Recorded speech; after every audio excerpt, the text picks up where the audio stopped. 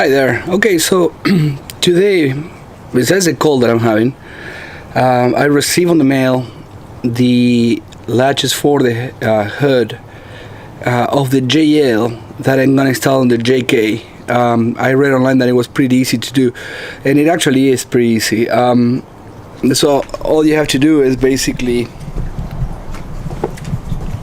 I finished this one already, but remove all the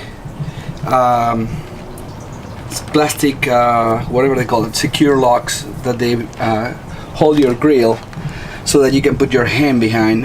There is a 30mm nut that connects these here, which is the bottom part of the latch.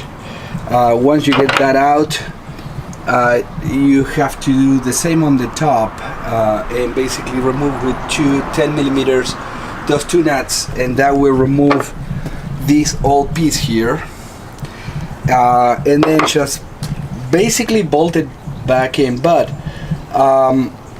so basically the holes for the plastic tabs are a little bit different. So if you look, these two holes here are way closer compared to the JL. So all I did is drill the holes with these all the way to the 3/8 size, and there you have it. It works just fine. So that's the finished look of the new latch.